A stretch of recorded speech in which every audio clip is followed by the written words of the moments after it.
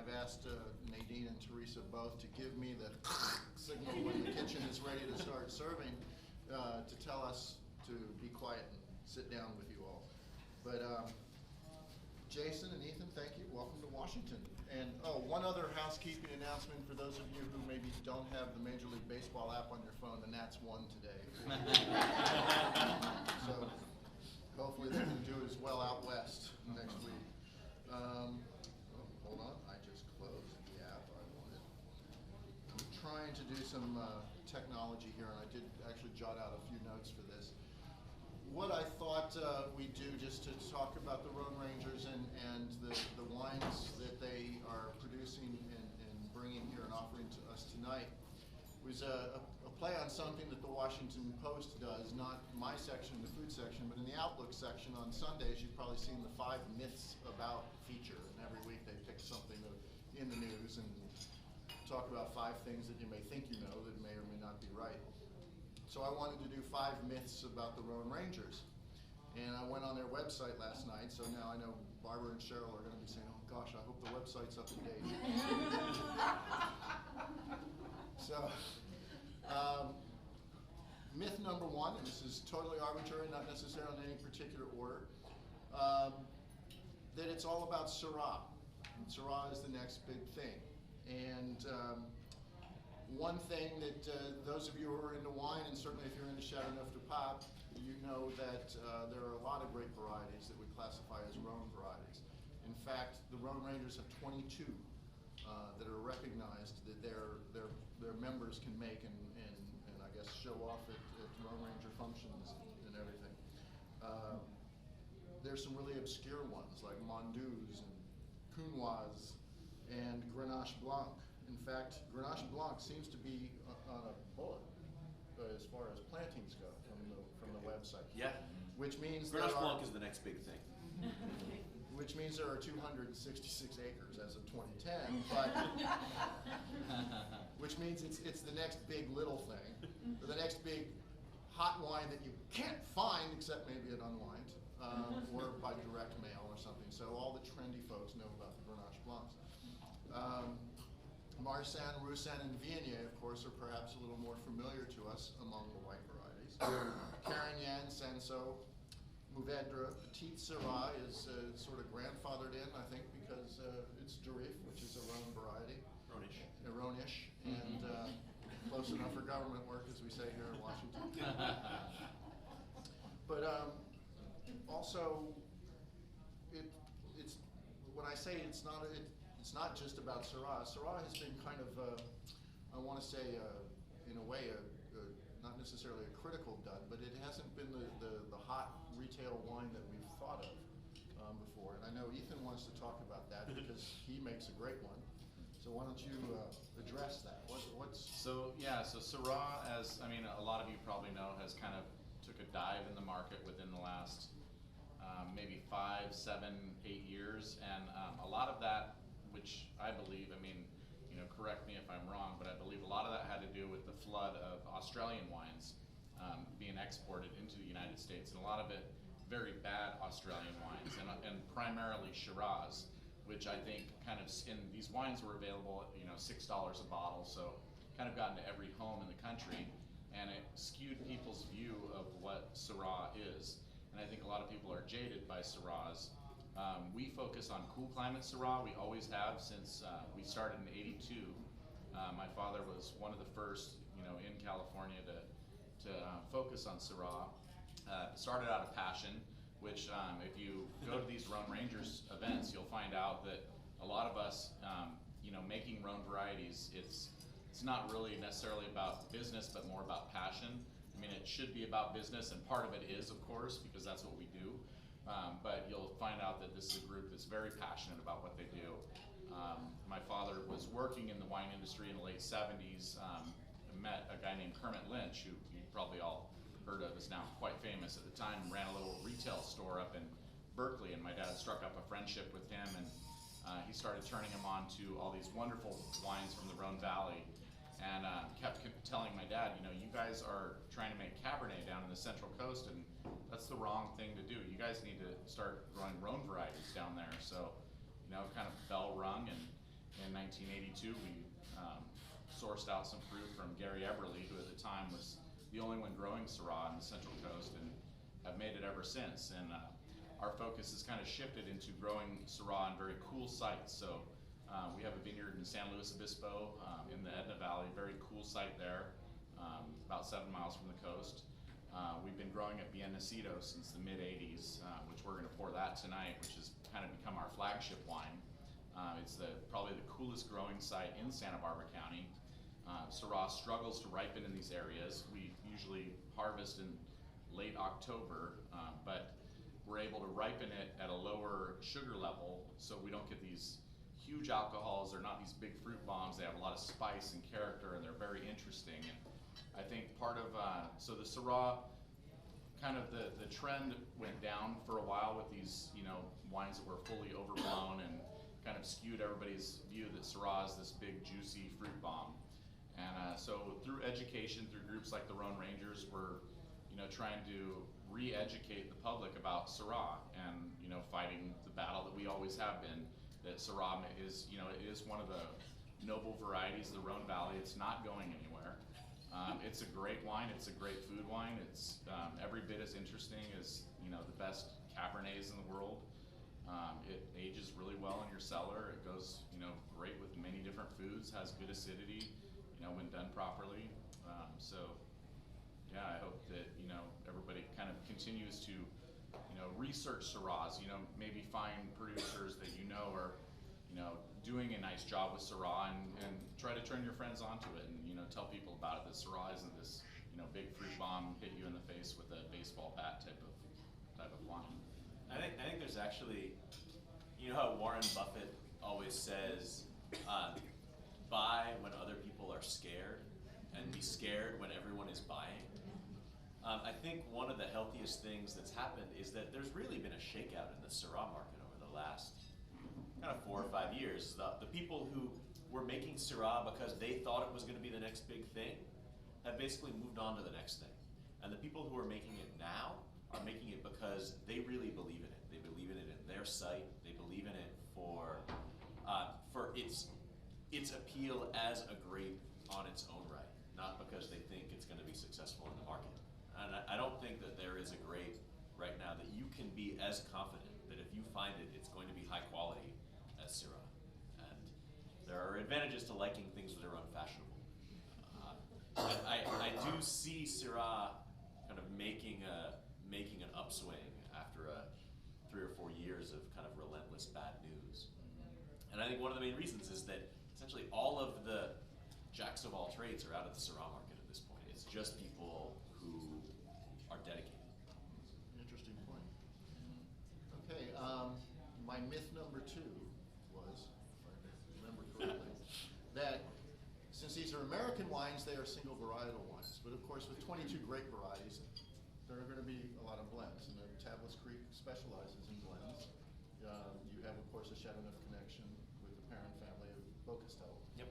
Tell us about that blends and why we shouldn't really care what grape is, or what the name of the wine is, or what the grape is on the label.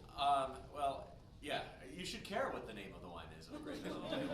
Winery. But you think of the world of wine kind of writ large. There are certainly regions where most of the wines you're going to have are single grapes. I mean, you go to Burgundy, you know what the red wine is, it's Pinot Noir. You know what the white wine is, it's Chardonnay. You go to Alsace, or you go to Germany, they're going to put the variety on the label most likely. But most places, you'd put the region on the label, and there's several grapes that you'll grow in that region. You go to Bordeaux, you're not drinking a varietal Cabernet, you're probably drinking something that has 3, 4, maybe 5 grapes in it. The Rhone kind of takes that to the logical extreme, where there are 22 or 23 or 24, depending on how finely you want to carve up the different colors of an individual grape, that are permitted. And at least if you're in the southern Rhone, it's mostly, in fact, almost entirely blends of multiple grapes. Grenache, Syrah, Mourvedre are the ones that are best known for the reds, but there's a whole bunch of other ones. And as Dave mentioned, we very much derive our inspiration from Chateauneuf. We're co-founded by the Parent family from Chateau de Beaucastel. The other founding family is my family. My dad is Robert Haas, who founded the importing company Vineyard Brands, has been a wine importer for 50 years. Many of you in DC probably know my brother, who's based here, Danny Haas. So we created Chablis Creek really because we believed that California was overall a Mediterranean climate. I mean, very much like what Kermit Lynch told Ethan's dad. And I think that's been borne out. You see what grows well, you look at the landscape, it feels like the Mediterranean more than it feels like, say, Burgundy or Bordeaux. And we brought in cuttings of a bunch of grape varieties that nobody in California had ever used before. That included things that had some market recognition, like Grenache and Mourvedre and Roussanne and Marsanne. And then it included things that nobody had ever used, like Counoise and Picpoul and Grenache Blanc. And we're continuing to do that, actually.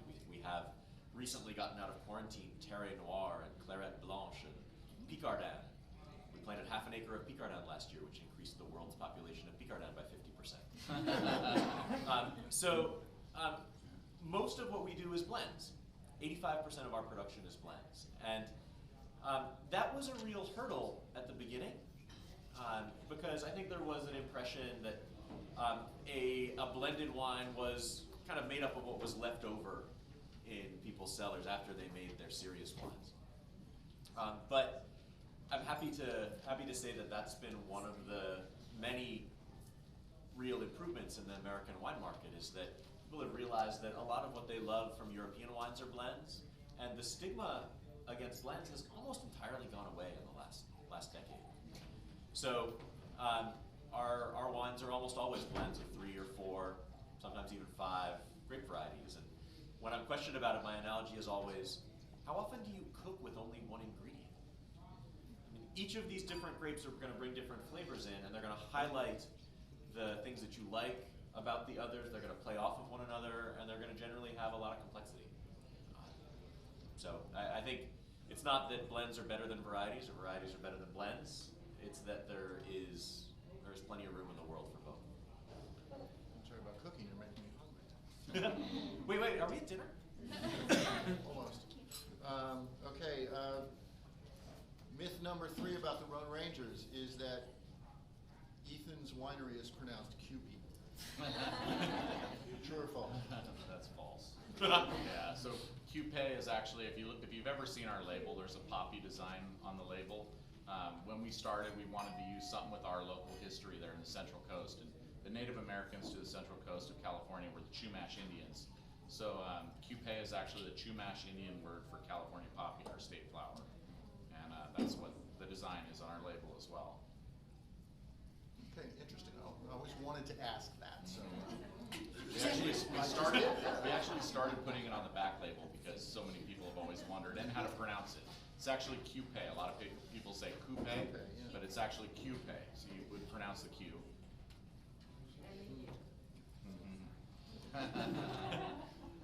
Okay.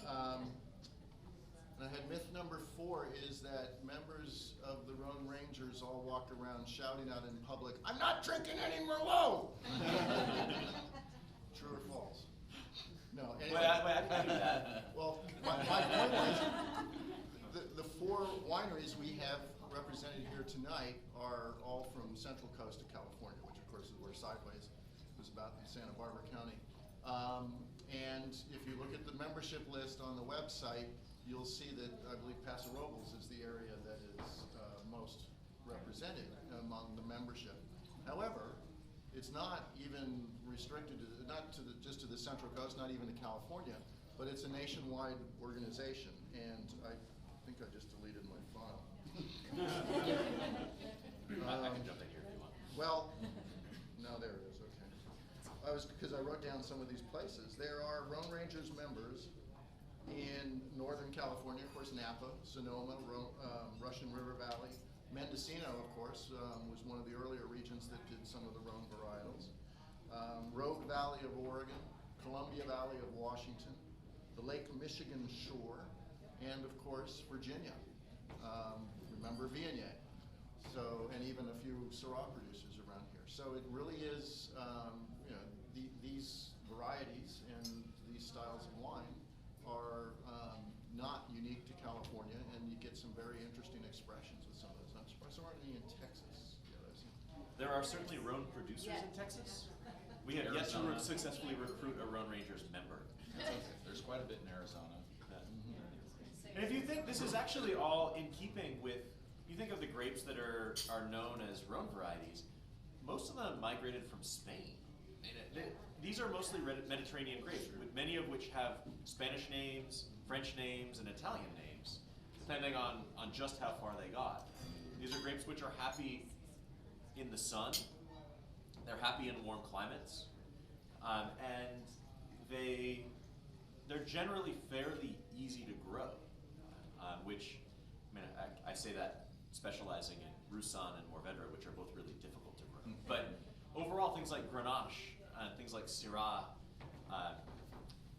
they're actually, they want to grow. They're fairly flexible. You can move them into different places, which is one of the reasons that they got as far as they did in the old world, and one of the reasons that I think as many people are experimenting with them as are in the New World.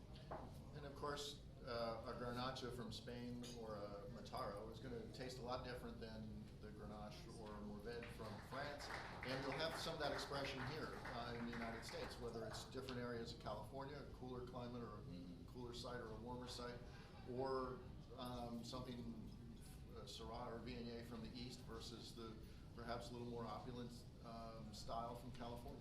It's always fascinating, and it's hard to say. You know, I always like it when somebody says, "Oh, I like Chardonnay," or "I like, you know, a grape." Well, okay, you know that you have to dig a little deeper on that question. How are we doing for time? I have about 7:30. We're good. It's on the way. Okay. So yeah, we can continue the conversation with the food bill. All right. Well, 2 minutes behind. myth number 5 is that there is no myth number 5. So, okay, good. We hopefully have some Monty Python fans in the room. So, while the first course is coming around, do we want to take some questions, or would you rather we just sit down and begin the individual conversations? Maybe that would be I want best. you guys to enjoy it as well. You know, Okay. talk for your. I have one question. How is Grenache Blanc related to Grenache, regular Grenache? Incredibly closely. So the question was, how is Grenache Blanc related to regular Grenache? There's actually Grenache Blanc and Grenache Noir and Grenache Gris. There's even a pink variety of Grenache that's grown in the Rhone. And they're so closely related genetically that you cannot tell them apart until the grapes turn color or don't in the middle of the summer. They grow identically, they look the same, they act the same, they mutate in the field. So if you take a bunch of cuttings off of a Grenache vine, you'll end up with a couple of Grenache Blanc vines in there. So they're very closely related, much more closely than most of the white and red variants. Could lead to some surprises, I guess, when we plan a vineyard. Yes. Yes. All right. Well, thank you all very much, and we look forward to joining you, and the winemakers will move around the room and get to know you